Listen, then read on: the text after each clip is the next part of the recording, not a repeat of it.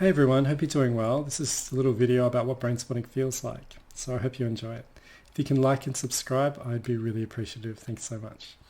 So brainspotting is an experiential modality which is really effective at releasing trauma and resolving different states which kind of hold us back. So what does it feel like? Because many people are curious about these modalities, these brain-based modalities, but they're also a little bit concerned, like what's it gonna do to me? So I just want to relay some concerns in this video. There are three broad and kind of primary ways that you'll experience brain spotting. So one is somatically. So you'll experience a strong kind of body processing, which might feel like tension in the body. So you might experience tension in the chest, which then moves around to different spots in the body. There might be tension associated with anxiety. There may be tension associated with certain elements of fear or neglect or some other emotional quality, which is going to be there.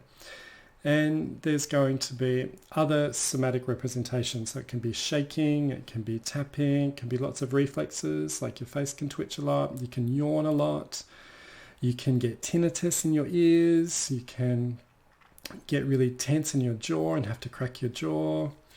You might have a lot of yawning, a lot of deep breathing, a lot of waves of different emotions and different sensory experiences in the body.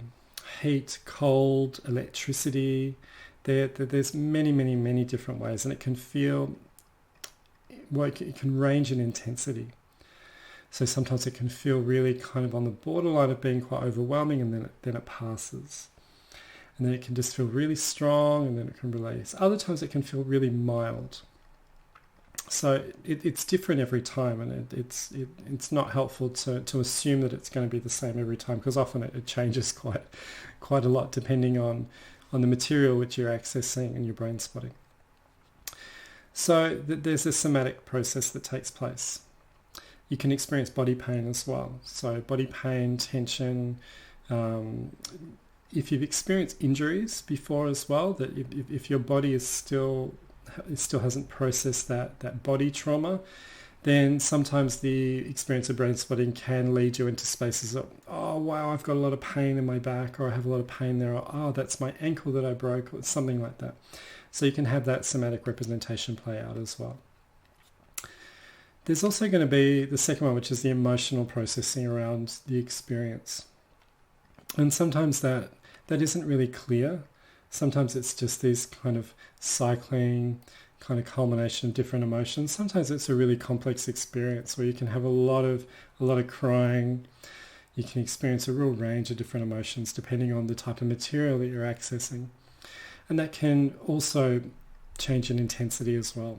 So it's not something that happens all the time, but it does happen for a lot of people, that the brain spotting allows them to get in touch with this kind of stored emotion. So just want to say it's really normal, and it's really accepted, and it's totally welcome to have that emotional release in brain spotting. It's not something you need to kind of make small or minimize it. Not at all. It's totally welcome, and you won't shock or dismay your brain spotting therapist, because they're totally used to working in this way. And then the third way that people experience brain spotting is in a very sensory way. So when I say sensory, I mean that they can experience a lot of visual distortion. They can experience a lot of, like, everything changes color. They experience lots of changes in the light, changes in the way that they're kind of visually representing their environment. So sparkles, flashing, strobing, lots and lots of different kind of aspects. And this sensory experience can feel like pressure as well, or it can feel like the whole room goes cold. There can be hypersensitivity to sound. There can be hypersensitivity to smells. There can be a real range of different kind of sensory components which get really activated or also really subdued. So I know for me personally, my hearing is always really like, I'm really hyper reactive to sounds after I do brain spotting for about 2 days. So especially sounds of traffic. Like if I hear a car alarm going off, I'm like, oh, I have to get out of here. So there's things like that. So it can be, if you're already a fairly sensitive person, it can make you hypersensitive. So that's something to consider as well. Some people process in a very visual manner.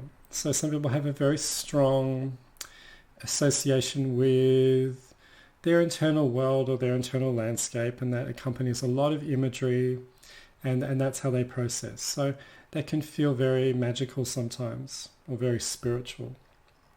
And it's not all brain spotting is intense. Sometimes it's very peaceful and very beautiful, that because we bring in such a strong component of compassion and mindfulness, then there is this wonderfully supportive and very peaceful and often quite a joyful component to brain spotting that comes through at certain times that you're able to cultivate in yourself, which is incredibly beautiful and healing as well. So it's never just one thing. It's always quite a range as well. With brain spotting though, the process does continue for a few days after you finish your session. Not to say that it continues like it was in the session, but you'll have moments where it will come in waves. You might feel more emotional, you might have more emotional release, you might have more memory come through, you might have different somatic representations play out. And that's totally normal, it's not anything to be worried about. It's just the brain and the body processing. And a lot of that processing will happen in sleep as well. So after a few days you'll wake up and you'll feel like you're back online. But sometimes, depending on the intensity of the brain spotting session and the material that you're working through in brain spotting, you can have moments of feeling really, really tired, really fatigued, and really, really activated in between sessions, where you might think, oh, I don't know if this is for me. But if you stick with it, then generally you're able to resolve these things. I think that there's a myth that you can get everything resolved in one session with brain spotting, and I just want to say that maybe if you're only trying to address one particular experience, then maybe you'll only need one session of brain spotting.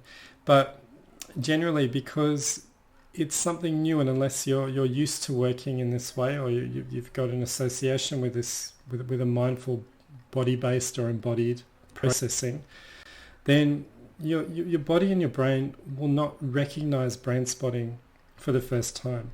It will be a little bit cautious because you don't really know what it is. You need to experience it. And once you've experienced it, you build that trust with your body and your system, and your brain and your body will then become more comfortable with it and really open up the gates for you to work on a very deep level. So that's just a little bit about brain spotting, what it feels like. It's really nothing to be afraid of. It's a really, really wonderful way of working. It's really interesting. It's really effective, and it's not as scary as you might think. Okay, take care. Bye.